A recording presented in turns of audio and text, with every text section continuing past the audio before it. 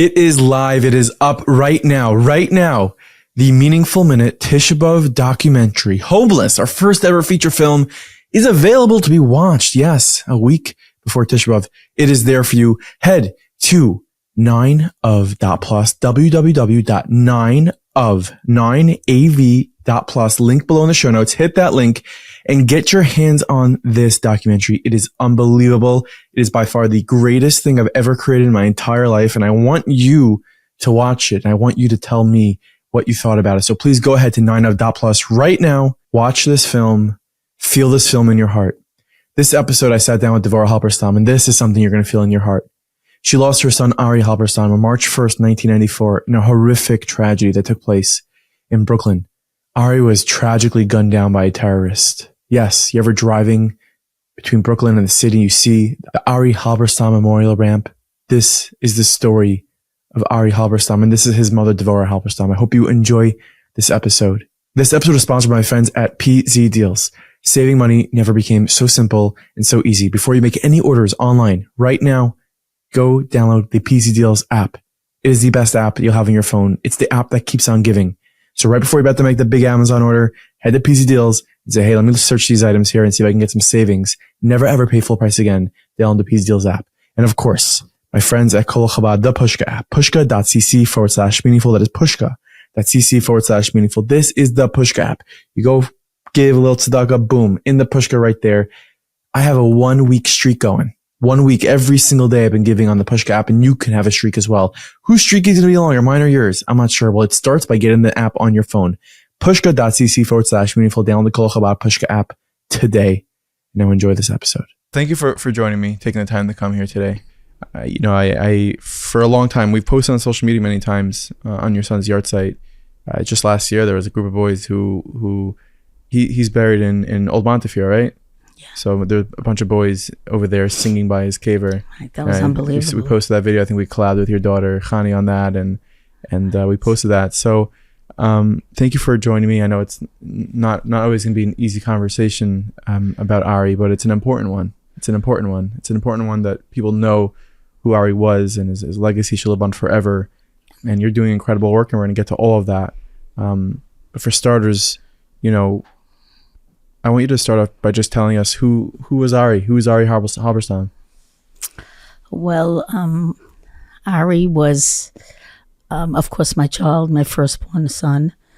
And he was really an incredible kid. He was, at 16 years old, when actually was shot, Ari was 6 feet tall. He was a basketball player, probably one of the first Jewish kids who really knew how to play basketball, to the point where everybody would want to be on his team. But he was kind of heaven and earth. That was the beauty of my son. I really believe he's what Hashem wants from us. He was, on one hand, he was like an Ovid Hashem. When he went to shul, he always was staying in shul and daven very late. In school, he was just one of the boys. And at the same time, he was just a cool kid. And his friends called him, they called him Danny Longlegs. And he had all these nicknames. And he was very much with the program. Yeah. So, yeah. And he was 6 feet tall. He had the most beautiful blue eyes that were like deep like the ocean on a beautiful summer day where, you have that like his eyes were glassy and blue, curly hair. He was charming, very funny. He had a great sense of humor. And you guys grew up in Crown Heights, right? Like that's where. No, we did not. Where'd you grow up? Well, I didn't grow up in Crown Heights. Right. Ari grew up in Crown Heights. My family was raised in Crown Heights. Yeah. Correct. Right on the corner of 770. Yeah. So that's where we grew up in the early days. Yeah. When the Rebbe would pass our house, when he walked from his home to 770, we'd all come at our door and watch him walk. So it was an interesting time. Yeah. And an amazing time, actually. What was Ari's relationship with the Rebbe at that time? Well, the Rebbe had, as you know, today millions of followers around the world, and but in his private life, he he lived a very private life. That means people didn't go into his home, and people didn't when people would come to meet with the Rebbe, it would be in Yechidus in 770, or when he gave out dollars, it was at 770. Ari's father worked in the Rebbe's home, so he took care of his private needs. And so my children were the only kids who went there on a regular basis. Ari was the oldest of my children, and they were very in tune with him. They loved him dearly, and he loved them as well. So there was an interesting balance there. To Ari, the Rebbe was his mentor, and he was the Rebbe. When he would go past the Rebbe, whether it was kosher bracha or it would be dollars, he would be white as chalk, because he saw the greatness of, he understood who the Rebbe was. At home, when they were in the Rebbe's house, it was kind of different, They were the kids in the house, and so, and summertime, I can remember it now, that the Rebbe's wife would send him packages to camp. Things that Ari liked. Really? He bought them, they bought him a bike. I mean, but he kept it very below the radar screen. Nobody knew. He never talked about it. Somehow or other, he understood that. And he never talked about what went on in the Rebbe's house or anything he did, or neither do I. To this day, we really don't discuss it. Even if I were to ask you about it now? Well, it depends what you ask me. Well, tell me something maybe I don't know about what went on in the Rebbe's house. Like, I know nothing. I know nothing. I know that my great grandfather Yochanan Gordon was called to the Rebbe's office in Erev Yom Kippur to give him malchus. Wow. And my father was being watched by his grandfather. Wow. And my father was there in the room when that was happening. Wow. But that's all I know.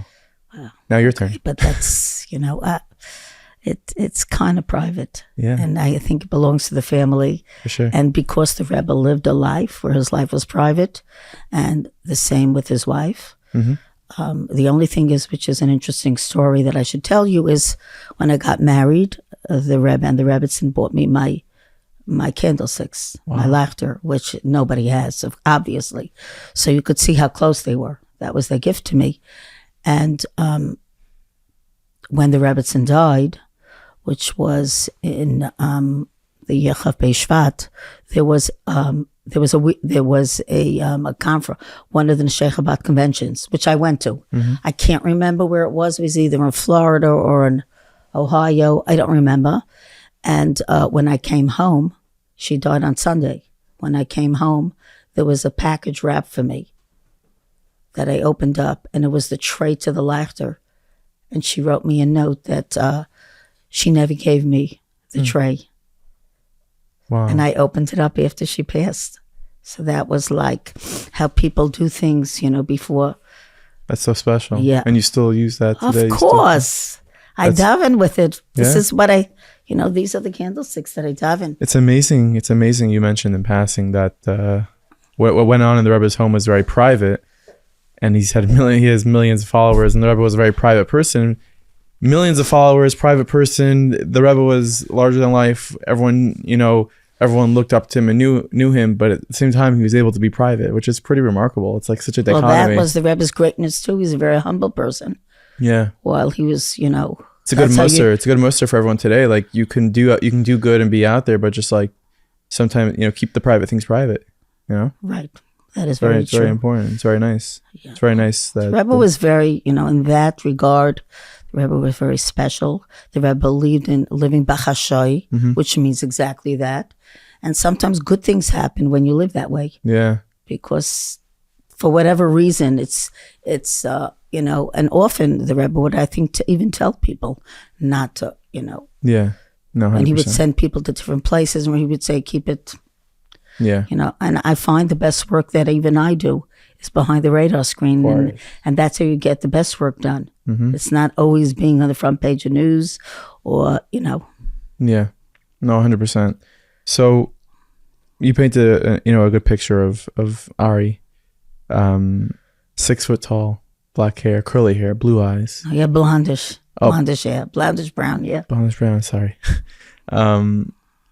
And something terrible happened on March 1st, 1994. Something that no one could have predicted or, saw coming or anything of that sorts. Can you take me to that time, maybe even a few days before, if there's anything looking back that you noticed, any premonition from Ari or anything at all? Just take me to that time in history. So interesting that you ask me those questions. I almost feel like this was ordained or this was meant to be today. But it was actually, and I just had told that we just passed Shabbos Mevarchim, and I said the whole Tehillim on Shabbos. I'm very attached to Tehillim because it started a few months before Ari was shot. I would say Tehillim every night, the whole Tehillim.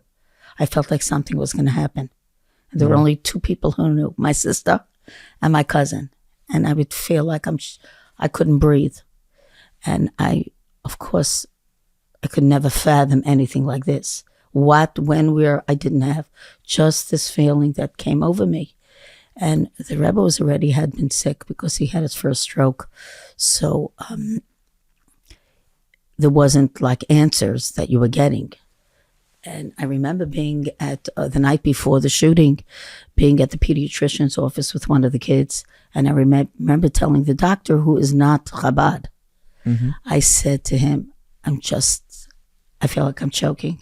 I feel like something is going to happen. And he says, so go to the Rebbe, go to somebody. And he wasn't. I said, my Rebbe's sick. And the next morning, Ari was shot. And the doctor showed up in the hospital because he heard it from me 5 o'clock the night before. Wow. So when you talk about premonition, and interestingly enough, that I could remember like 2 weeks before, we were in the kitchen and I saw Ari, I was at the sink washing dishes. He comes over to me, we're talking, he goes, Ma, you don't know who I am. And I said to him, I remember this like it happened 5 minutes ago. I looked up at him and I began to laugh. Remember the laugh that Sarah gave? I gave him a laugh. I go, I don't know who you are. I'm your mother. There is nobody who knows who you are better than me. And the rest is history.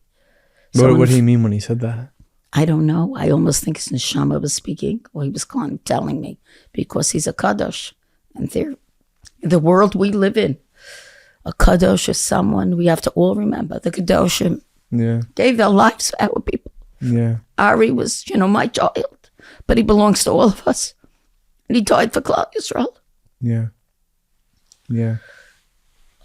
So he's in a special place now. He is. And now you mentioned the Rebbe, but do you know that he's buried right near the Rebbe? Yeah. Outside the Rebbe's, yeah. Like I said and it's before, interesting. Yeah. It's interesting because we'll go to the story, but Ari's buried right across from the Rebbe's mother. And a few kfarim from the Rebbetzin. And every time I'm there, I turn to the Rebbetzin, to the Rebbe's mother, and I go, my son died for your son. Watch out. And I feel, my mother would tell me many years ago, my mother would say how before even Ari, like where we know that from what we've all learned, that like a baskol comes out of who you're going to be, where, and even where you'll be buried. Where he's buried was already planned before he was born. And the fact that he was born just across from the Rebbe's mother is not a coincidence. Right. They have to look at each other all the time. And we know that who your neighbors are when you're buried are as important as who your neighbors are when we're alive in this world.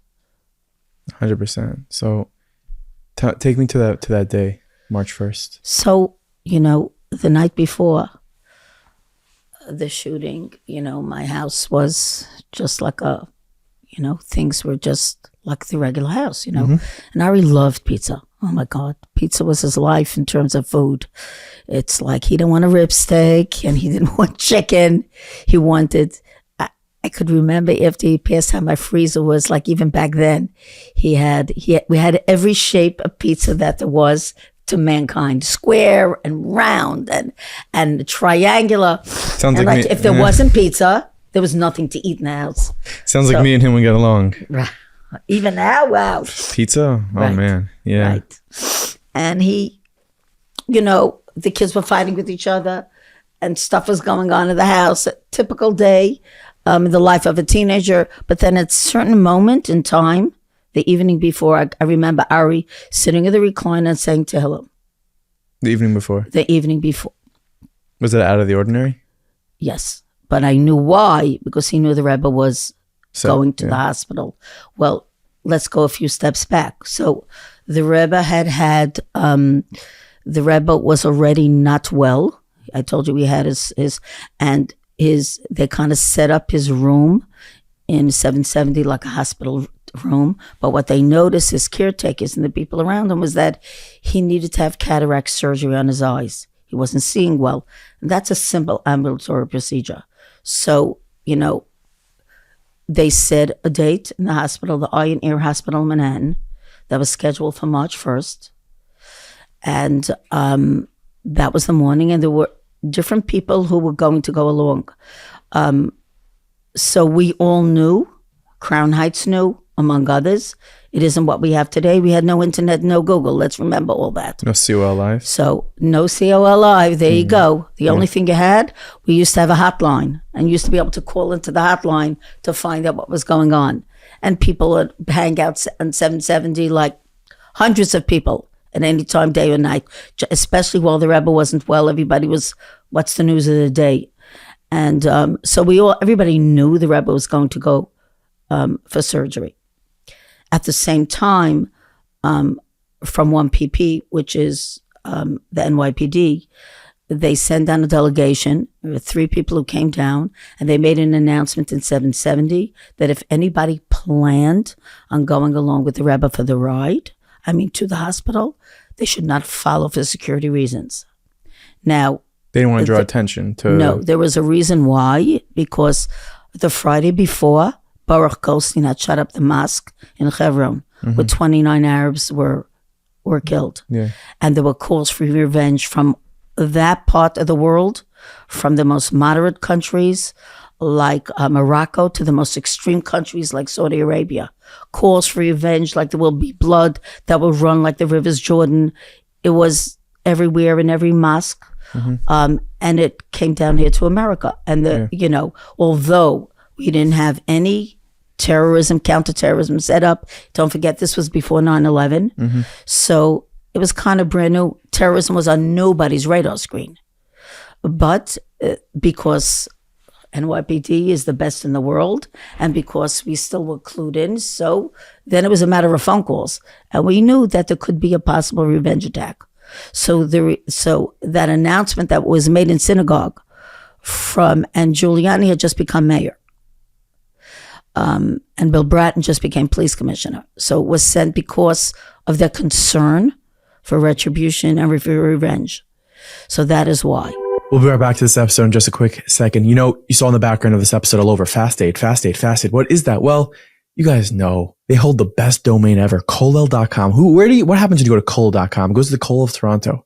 And what is the Kollel of Toronto very, very famous for? Besides all the Torah learning that happens there, it's the Fast Aid pills, caffeine, Advil, Tylenol. You take these things before the fast, 8 to 12 hours later, boom, you get a boost of the goods of what you need. Because nausea, fatigue, that tired, that headache, you don't need to be feeling that on the fast day.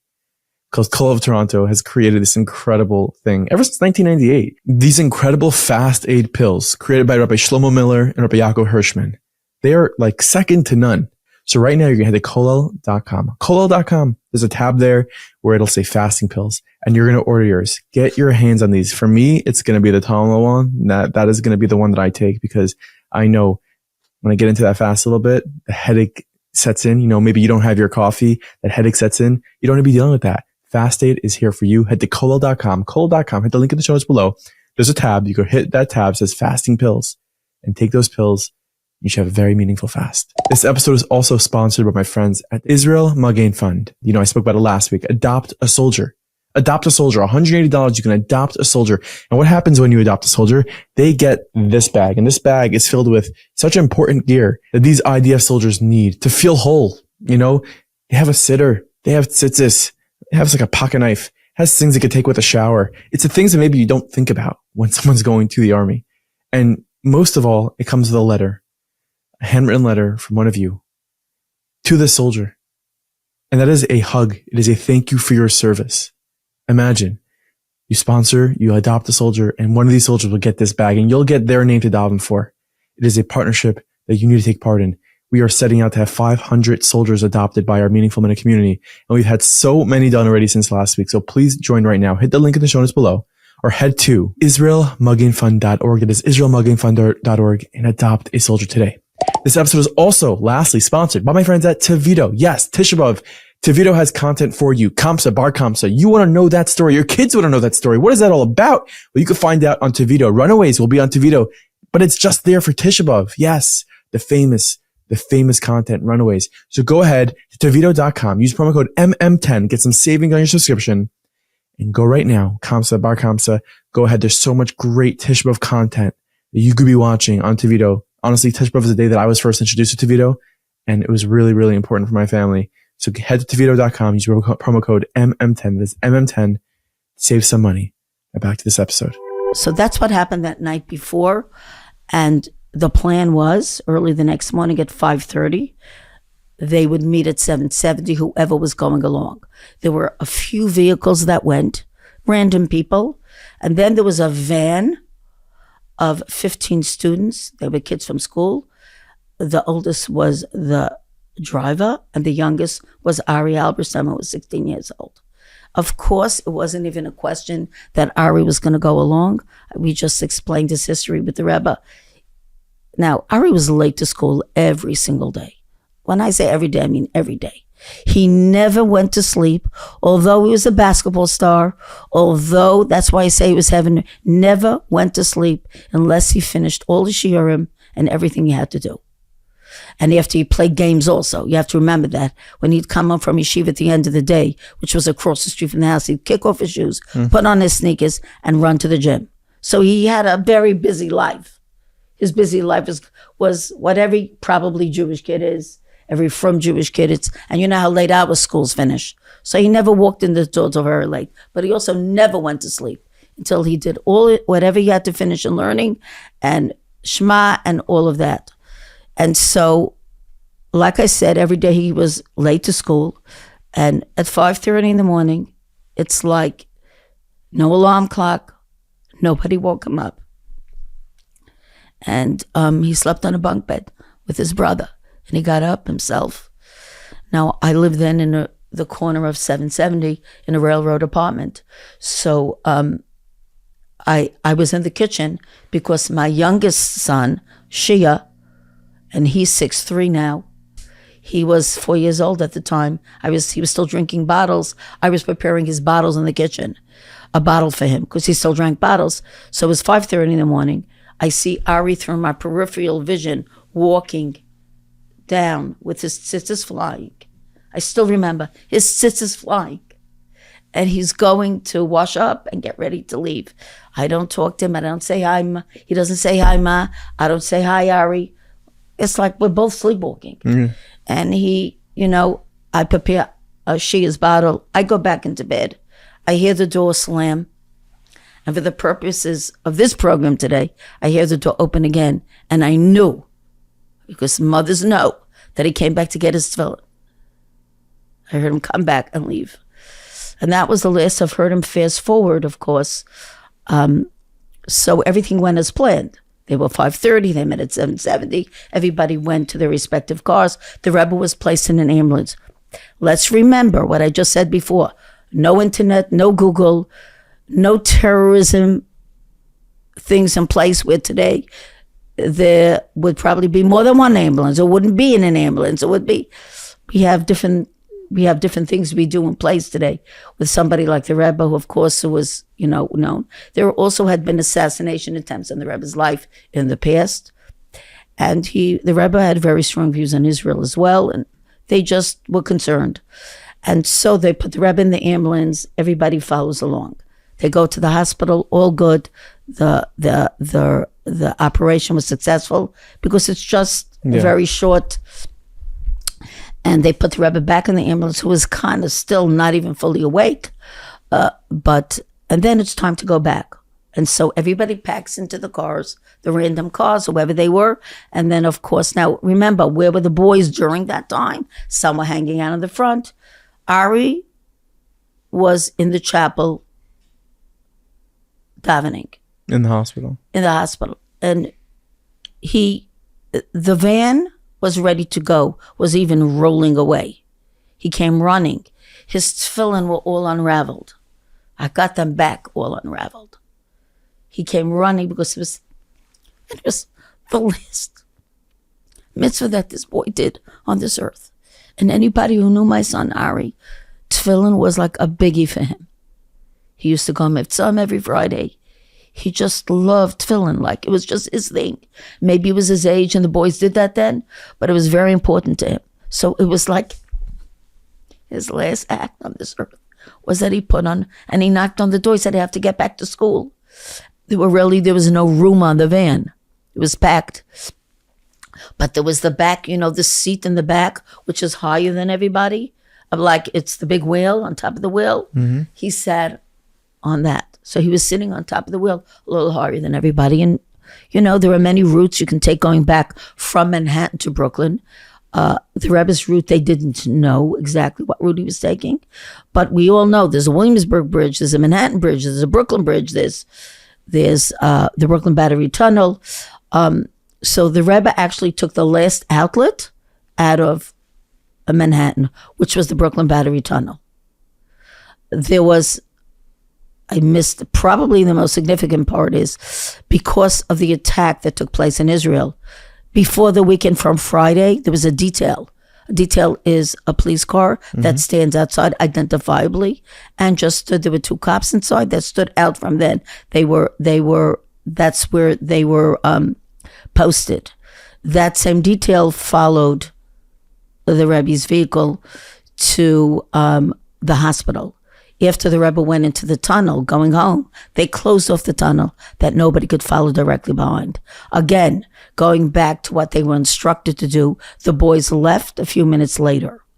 Everybody took FDR Drive southbound. Now, this was about 10 o'clock in the morning.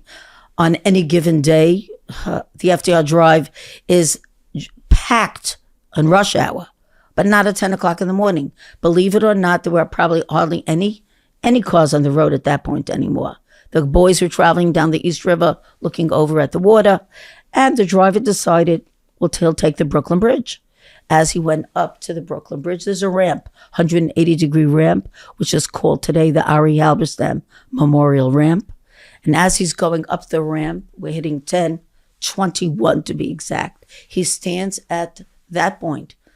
There are no vehicles, but there's a yield sign. And they stop letting the oncoming traffic.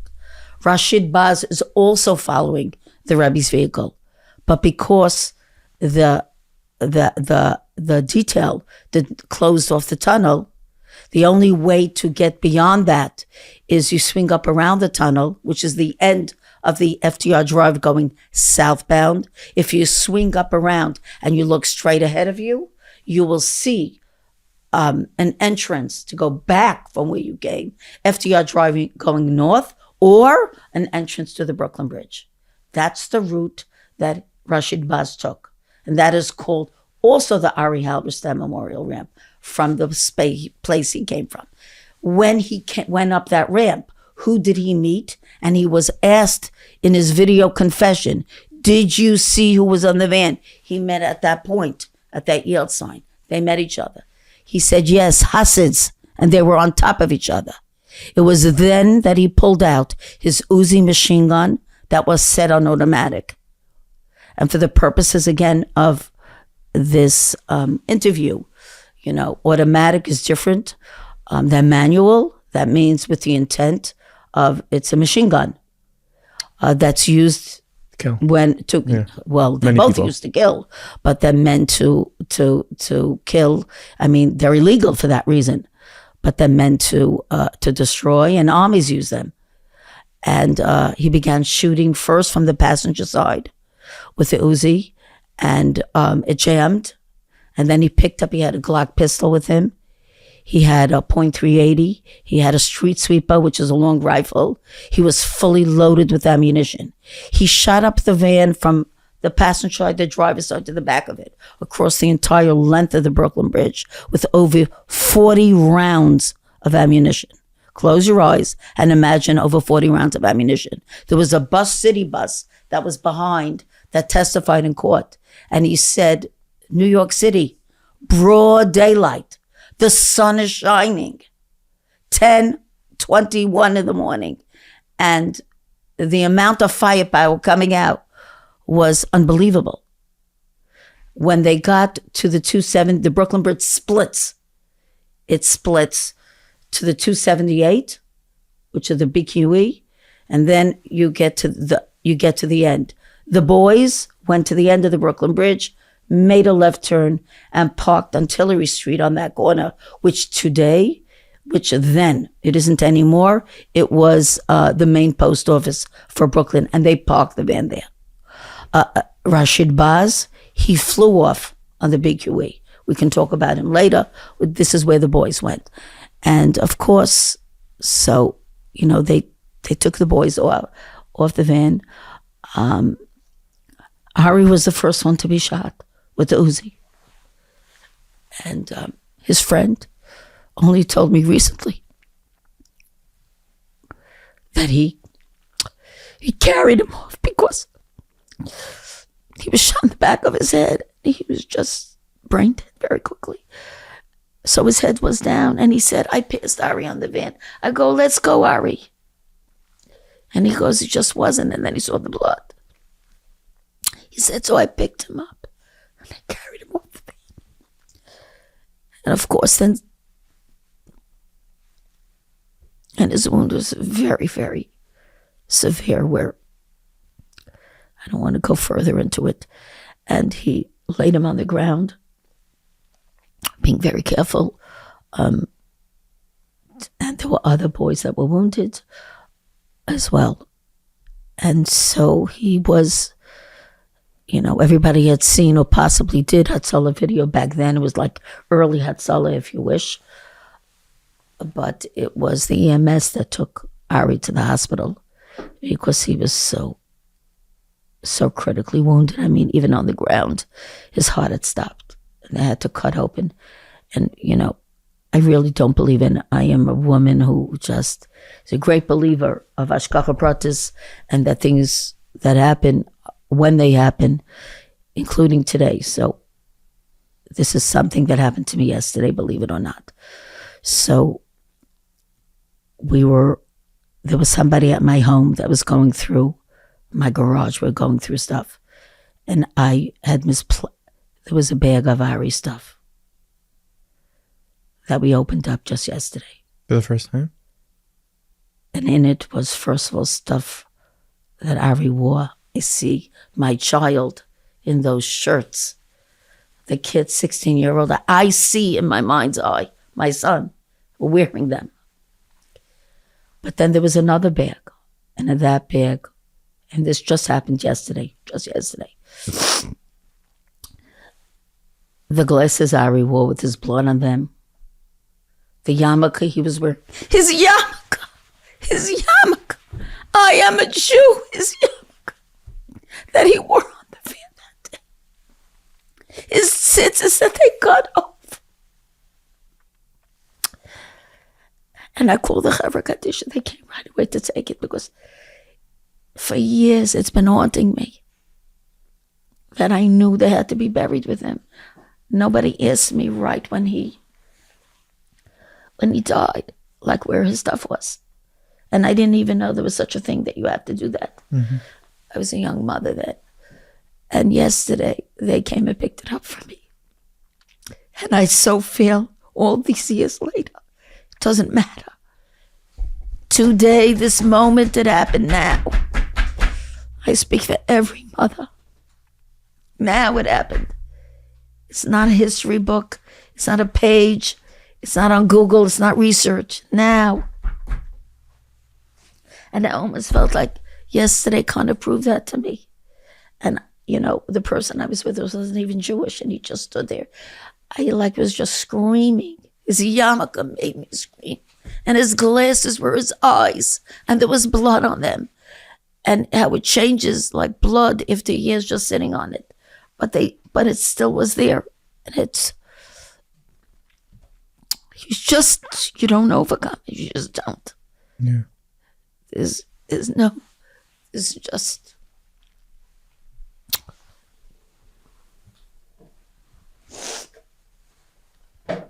What were the events that took place immediate after? I know you had said that it was pretty clear and evident what had happened to Ari and that it was the injury was critical.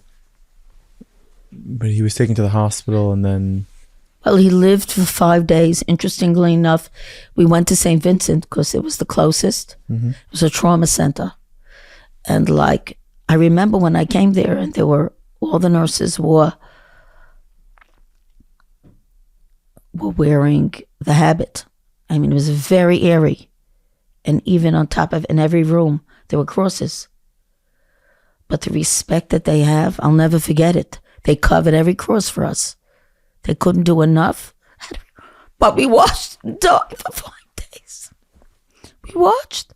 I mean, there's nothing that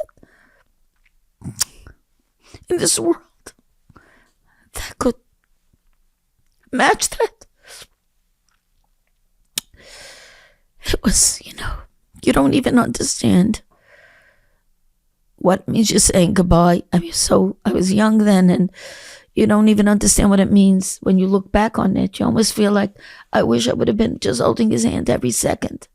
But of course, they always say the hearing goes last.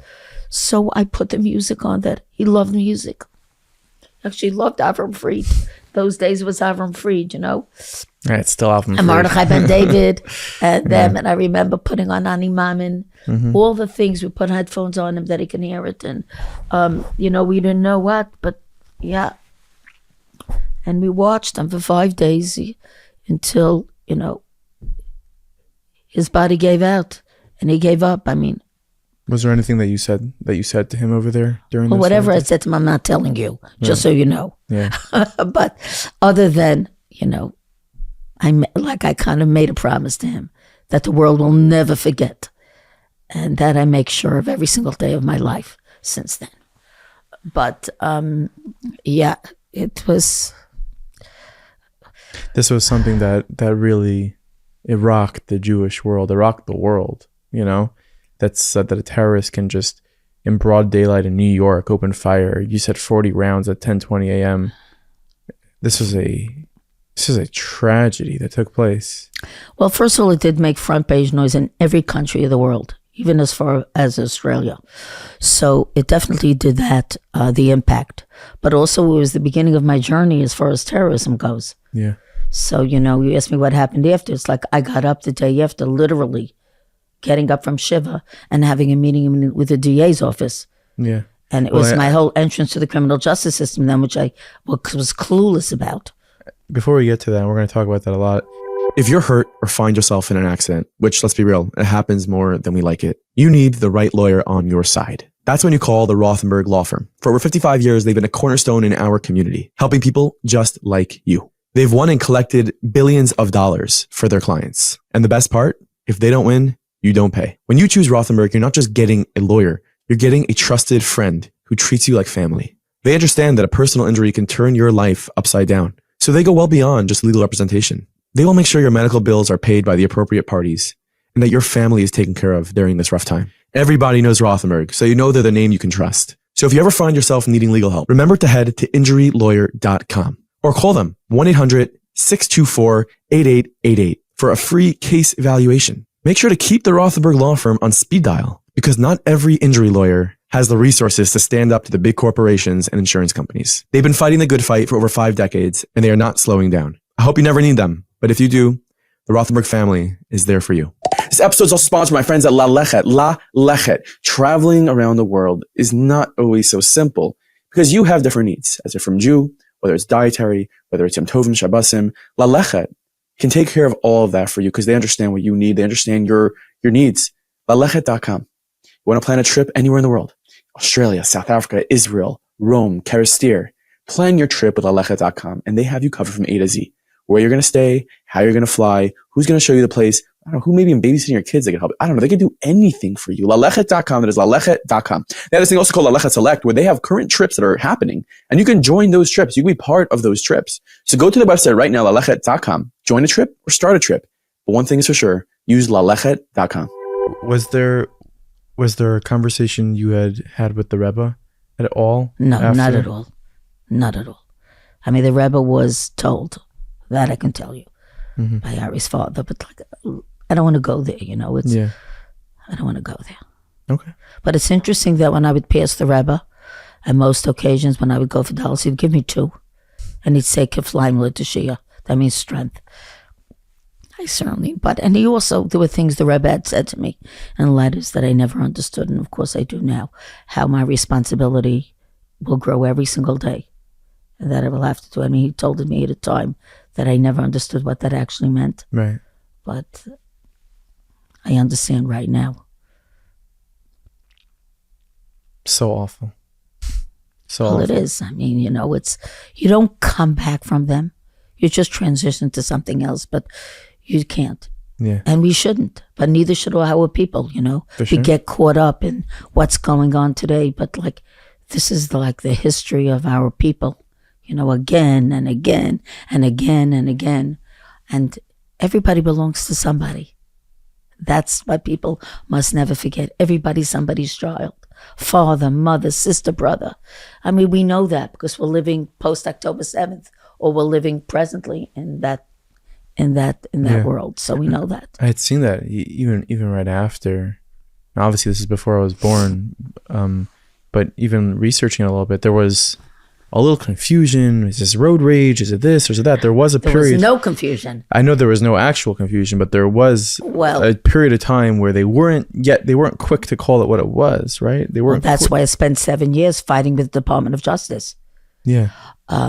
Even the whole overall, it began with a speech by an imam in a mosque who said that the Jews in Brooklyn and the Jews in Israel are all the same, and it's time to end occupation. This is a speech that was made. Is that where this? That's where Rashid Baz was right before the shooting.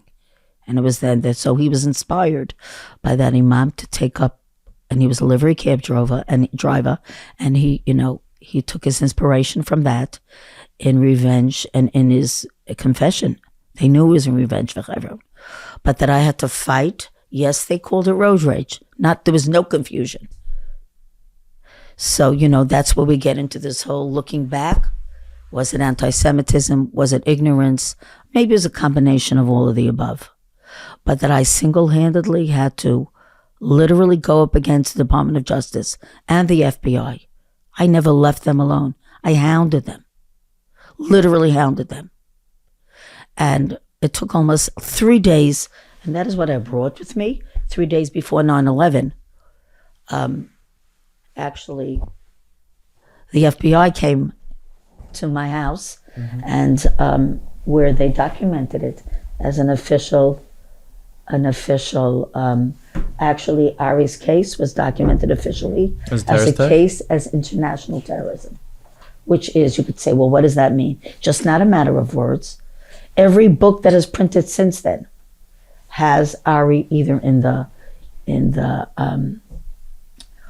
the footnotes or within. It's very significant, because who would believe 16-year-old Ari Halberstam? So the entire case, look, Osama bin Laden is in here, and important. It was an update. Look, right here, Brooklyn Bridge shooting, and it actually spells it out. But I absolutely believe till this very day that there was a cell operating, a new cell, and sadly only Rashid Baz. That's why Ari's case, or the case of the Brooklyn Bridge shooting, is not closed in the law enforcement agencies until this day. But you think there's other people I don't involved? think. No, I mean, there's nobody who knows more about this case than me. Meaning the reason why it's not closed is because there's because only one person was arrested, but it he didn't act alone. It's just crazy. This guy is a cab driver in New York City, but it says here that he belonged to a militia and fought against the Israeli army. Correct. He was in a Lebanese militia. He was a Lebanese immigrant, and he was part of a Lebanese drug ring. So, for the most part, I would say he got 141 years in jail, and he, by the way, died. Yeah? When was that? About 2 years ago in jail. But those other people, and they know who they are, and I know who some of them are still, unfortunately, are still around. And walking around as free people. Let me ask you, were you present at a trial? Of course. Did you face this man? Did you have an opportunity to say something? Well, I would have. He's not people. Yeah. So, but yes, I didn't miss even one moment of the trial. That went on for 6 weeks, and he used to turn around every day and smile at me. But of course, and he was not crazy at all. He knew exactly what he was doing. And the year before was the Americani trial. So the Manhattan courtroom that did his case and lost it. They lost the Americani case because they didn't allow an autopsy. And the jurors were skeptical of that. The autopsy proves that the bullet came out of, and that were connected to Nosir. I don't know if you recall that, but that was that event. So the courtroom was packed during that trial, and the feds were monitoring it. So during this trial, they stayed away. Regardless of that, so every day until the judge, of course, I informed the prosecutor. The judge said to him, "Don't you dare turn your head," So he stopped doing that. But imagine being in the room with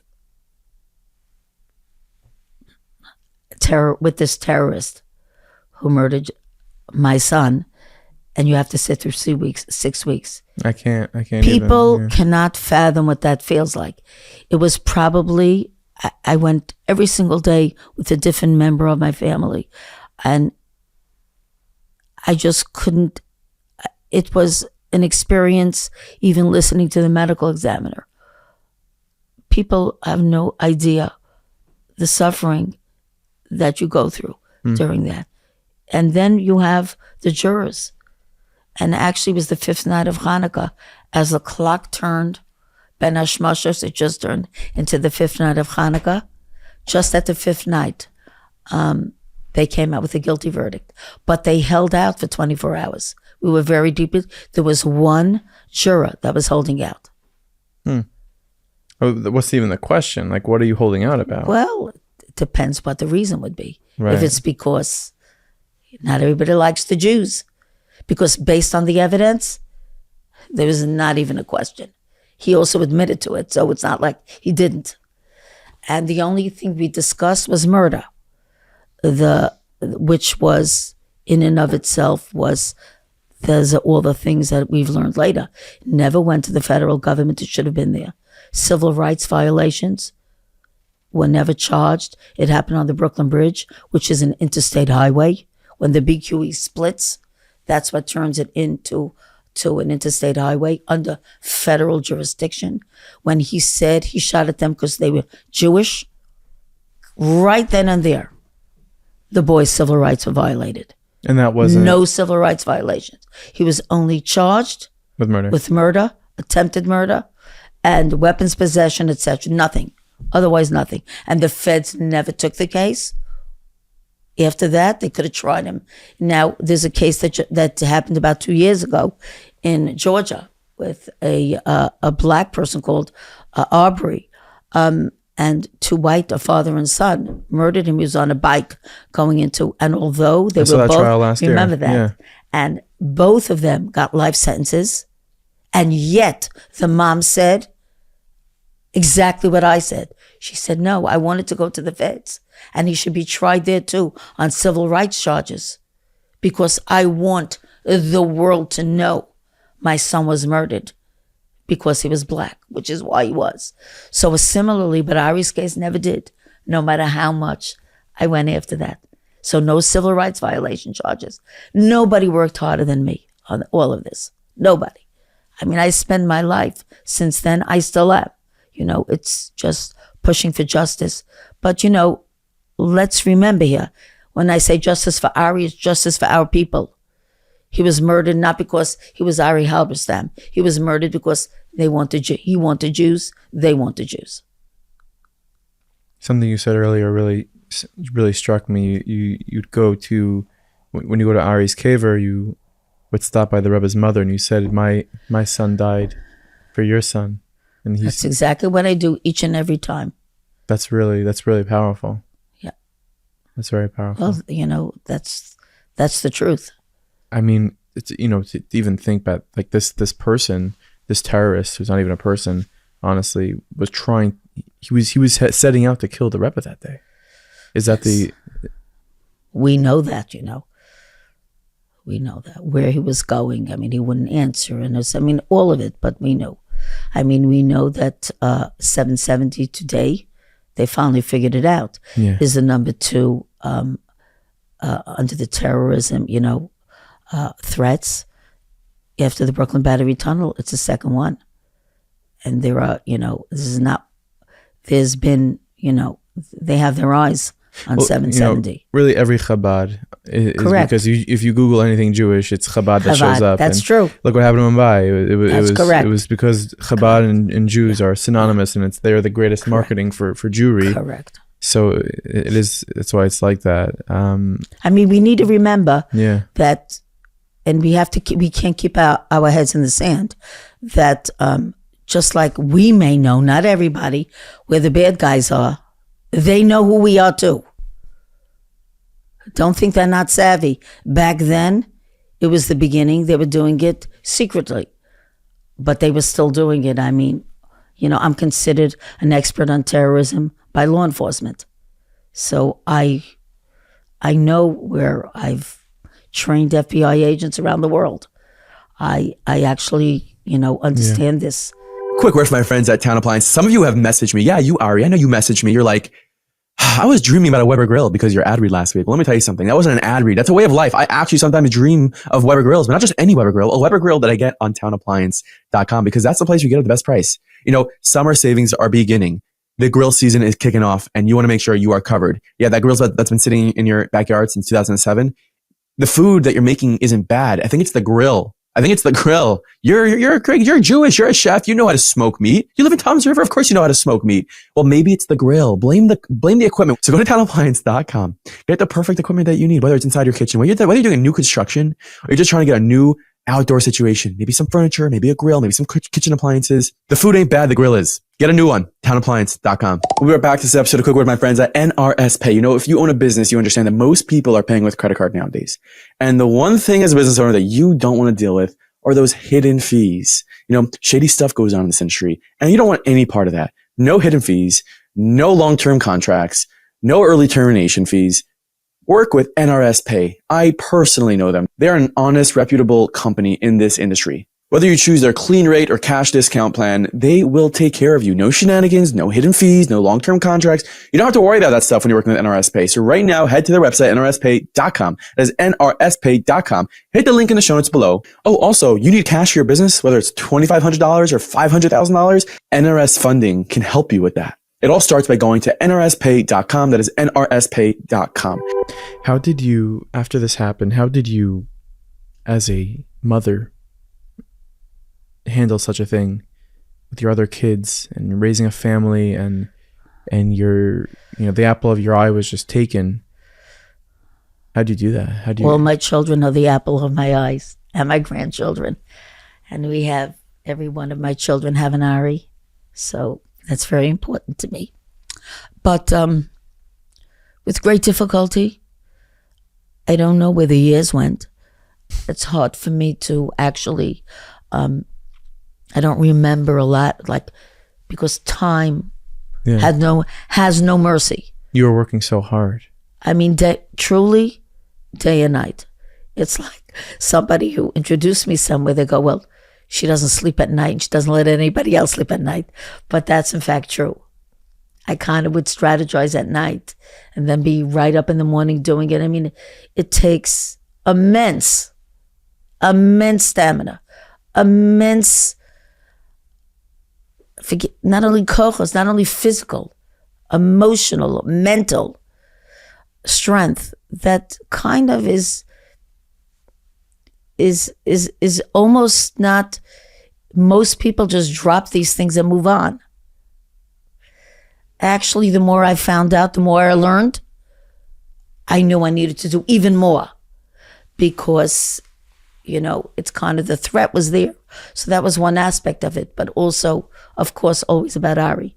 And the one thing that I started to do from the moment that he was shot, I remember when I would light candles, because to me, benching licht is my time. I used to say, beg by Hashem. Until this day, I always say Avinu Malkeinu. It's in my davening when I say Nikom Nikmasdam Avadecha Hashafuch Avinu Malkeinu. I say Leman Harugam Al Shem Kachecha Avinu Malkeinu. I say Leman Bava Eish Al Kiddush Shemecha. This is what I say every week. But what I will say to you is I would beg God that the world knows why Ari was murdered, not just to acknowledge.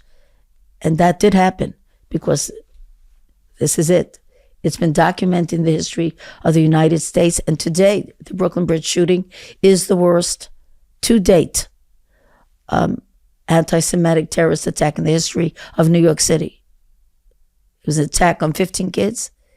It's like we keep hearing attacks. I don't mean just against Jews, but it is against 15 students, kids. Did you speak at all to, I know you mentioned recently you spoke to one of them and he told you what happened immediately after in the van, but to those other boys in that van, I imagine there's a ton of survivor's guilt that is amongst them. I can't go there because it's not my, it's not for me to that's separate. Right. I only could speak to what I've been through. And so that part that you refer to, the stamina, the years, you kind of lose your life. Yeah. Your life takes on different meaning. It's not about vacations to me. It's just not. There's no time out in my life. I can't go here because I have to be there. It's like...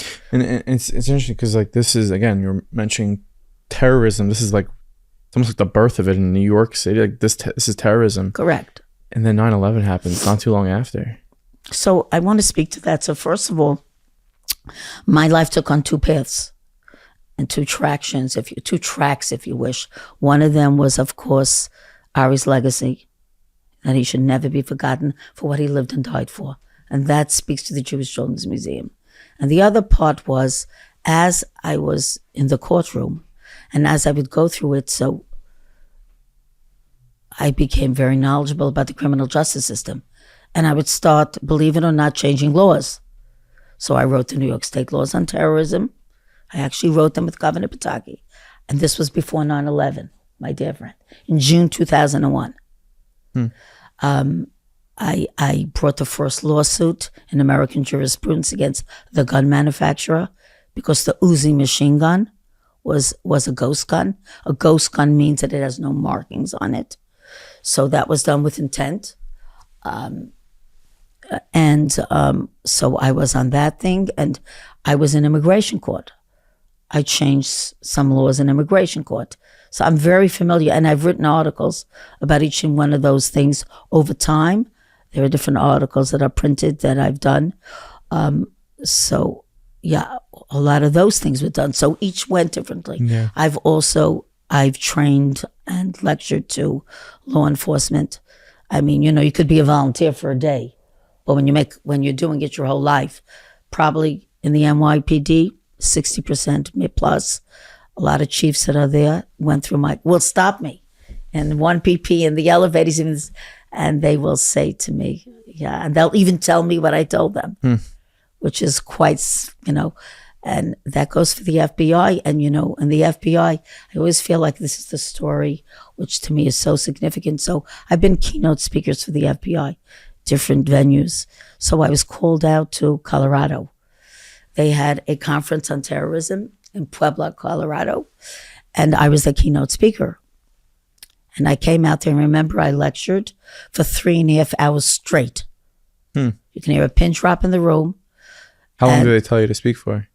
Well, it's a conference, so that's what's expected. Okay. So, I mean, I won't discuss what we discussed but 3.5 hours straight. I knew because I started at 8 and went to 11:30. What's important about it is that I'd say about 2 years later, I don't remember, maybe 5 years ago or 6, I get an email from an agent.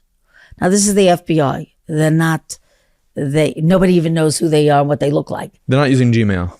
Not only they're not doing Gmail, they do everything quietly, in that way, which I understand.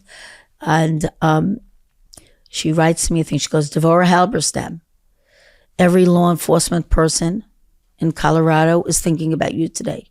We just thwarted an attack, a terrorist attack. Wow. And I feel I still have that email. To me, first of all, like I said, the FBI doesn't usually give credit to anybody. So it's like, you knew it was true. All I thought of, how many people were saved. That's all I could think of. Because of Ari. If that bomb would have gone off, you could only imagine. So all of that is very important because it's lighting fires under our law enforcement that can it's not about me, and opening their eyes and the signs that are there in front of us that we need to keep reminding them about. I'm not here to talk politics. What I will say to our community is as follows. A mayor's job in a city is to bring communities together. And, I know Mayor Adams for 2 decades. And that's the one thing that we all have seen. He reached out to every community. He lets them be who they are. He allows them to be seen. Every community, it doesn't matter who they are. It's not about the Jews. It's not about anybody else. It's each and every community. And that's the job of the leader of the city. This is United States of America. This is New York City. It's the biggest We're city the in the world, capital yeah. of the world. What we do, people follow. And not only that, we're a neighborly city. We want people to come in. Everybody deserves to live here. And I found that that's what Mayor Adams has always done, and he's never changed. Now there's a separate conversation about, how he's responded. In terms of my son, Ari, he's always responded that this was a terrorist. She spoke about terrorism before anybody else did. So he's done that with he's never ignored that piece of it or the truth. And he always tries to and he does bring people together. So, looking forward and looking ahead, whoever it may be, whoever will win, needs to do that. Otherwise, we're going to have community pitted against each other. And that's not who we are. We're not a military country. We're New York City. We want to live, and we want everybody else to live. Yeah. I want to speak to you a little bit about the legacy of Ari through the Children's Museum in Crown Heights, which every time I'm there, I just, got to go straight there, and the big dreidel out front. Right. And it's just... You know why there's a dreidel out front? Because it's the only toy in the history of the Jewish people that is documented with the Yevanim and the Greeks. That's why we picked that, because it's a Jewish Children's Museum. Where does Kugelach come from? I don't know. It's not in the museum. I don't know why you're bringing that up. Because that's a toy. I know, but that's not. But this is like the actual dreidel is documented when the Greeks would come in to check on the Jew. They would play the game. So you're saying it's the only toy ever documented? That's documented. It's a big dreidel out there. It's magnificent. I'm mad over the dreidel. I should tell you, to date, we've had 4 million visitors. Wow. So, what's in the museum? Like, some people listening all over the world. So, like, it's on the history, and there is nowhere in the world that does this. It's on the history and culture of the Jewish people. So that's exactly what it is. We're government funded. It's not about religion, even though we're the people of the book, which translate that who we are is biblical. So you can't, it's small difference. And what people learn, and I engage with the public schools, very much so. So when you have kids who come in from public schools and learn for the first time, what does a Jew look like? How do we act? How do we dress? Why we do different things? You wouldn't believe, you'd be amazed at the questions the kids ask. But it's also what they learn, how we celebrate. Every single culture has its own way of living. They come for one day. It's an experience. And that is the purpose of the museum. It's for Jews and non-Jews, the kids who, and believe it or not, our own Jewish people, many of them are lost. They need to learn about their own heritage and who we are. And right now we're doing a new 5th floor. And the new 5th floor is going to be called Ari's Exhibition. It will be the most magnificent floor. What's going to happen? So it really begins with, it's both positive and sunless, and the Jewish history has sadly a lot of sadness in it.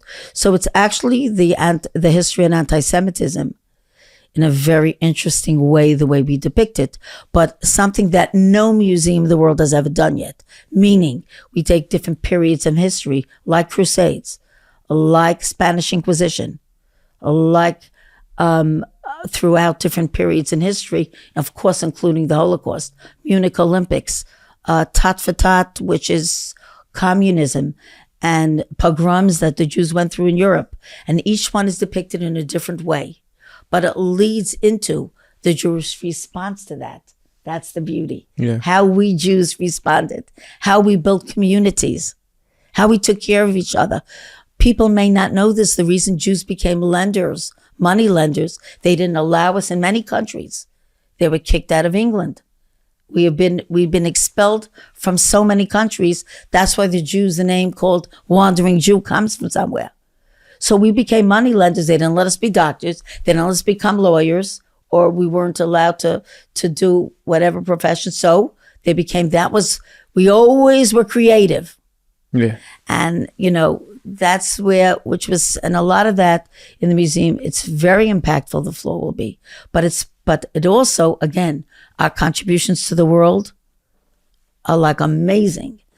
And in all the research, even I'm learning about our own people, which is wow. And then, of course, the Brooklyn Bridge shooting is spelled out right there. The kids will be on the Brooklyn Bridge, where they will be in a van. And so that will be very interesting as well. And then with the world of, it ultimately will lead to the kids participating in an infinity room where they will contributions. That's beautiful. Yeah, that will be amazing. When you drive on the Ari Halberstam Memorial Ramp, and I've taken it the last few days a couple times. What comes to your heart? Well, I stop. I put my blinkers on, and if I'm in a car with one of we're coming from an event or somebody from NYPD is in the car with me, we always stop, and I say to him, and I put my blinkers on. I slow down, and I just, I think who would ever believe, But there's a reason those signs were there. I put them up. They went into law. We call the Ari Halberstam. People don't even realize that it's not just there. They're not just random signs. They're part of the navigation system. If you put it, you will see it comes up. It was city and state because there are both state signs if you're coming off the FDR Drive, and you will see it when they tell you exit 2. Those are state mandated signs.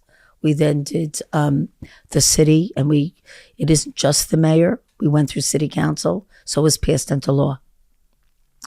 And yeah, it's very meaningful, but it means much more today, even because very young people like yourself who cross the bridge, you happen to know me. But what about another person goes, who was Ari Halberstam? And then you're able to Google it, and you're able to see who he was, which is like an eye-opener. And they'll listen to this episode, and they'll hear a lot more even, Correct. I want to ask you if, I'm sure it could be you do this 5 times a day, but if you were able to impart a message to Ari right now, who's sitting here, and you could just tell him something, what would you want him to know? I just want him to be here. And that I'm like every mother. It's not, I talk to him all the time. I'm at the age where I talk out loud. So I walk around my house and speak out loud to Ari, and everybody can laugh, but it's true. So he kind of goes with me. He's here with us today, just so you know. Yeah. So he's hearing it all. And So it's not, the question is what message I would say to our audience. And, to make this a meaningful moment You could in their lives. you could host a podcast. You're asking good questions. But I feel like that's probably more important, Yeah. because Ari's with us. What do you want?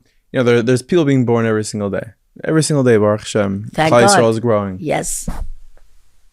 People who are listening to this who have no idea who Ari Halberstam was, now they're listening to this for the first time and they're just getting, what do you want them to know? His legacy, who he was at the core. He was such a proud Jew.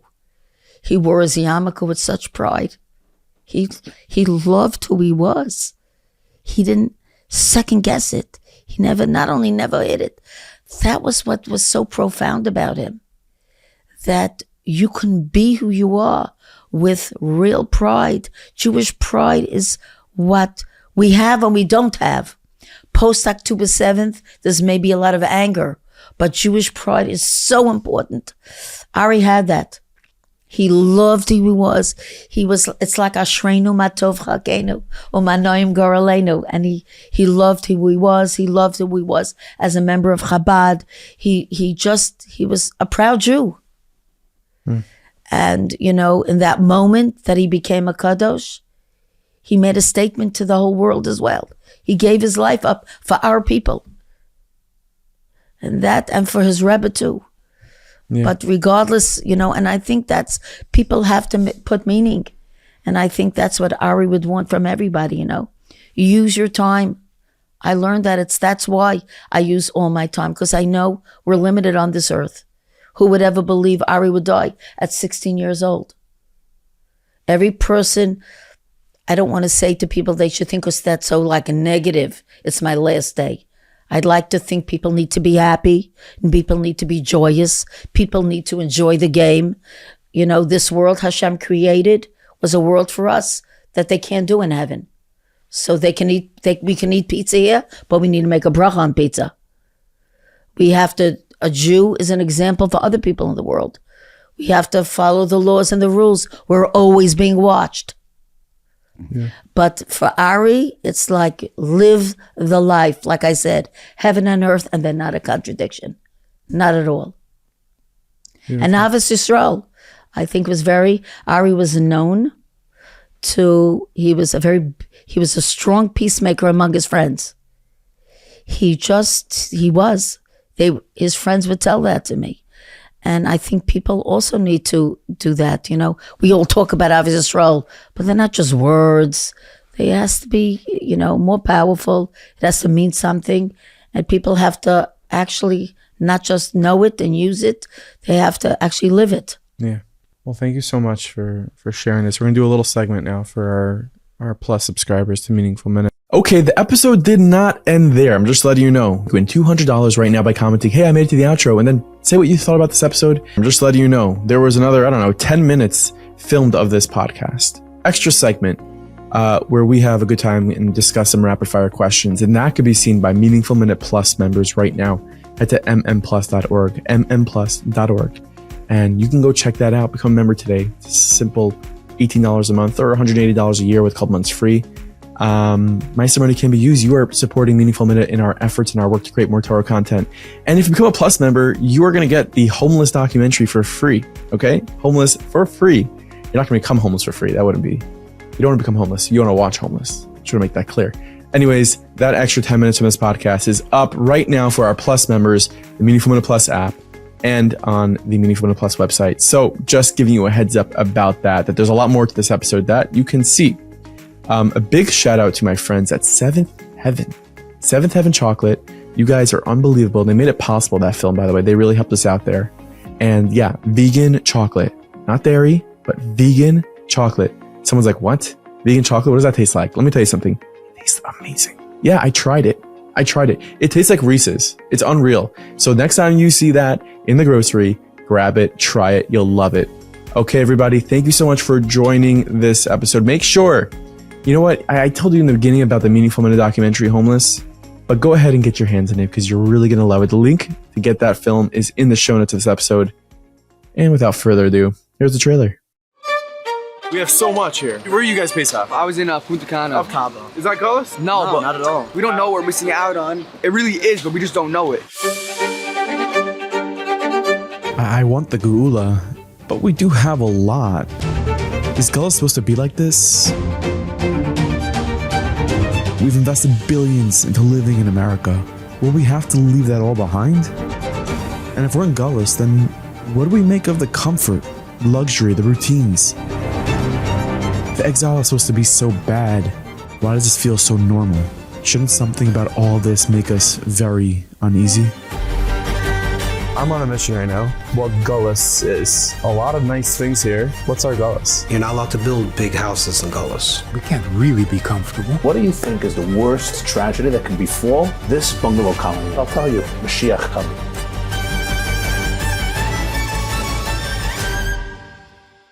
Thank you so much for watching, for listening, partaking in this content. I hope to see you again next week.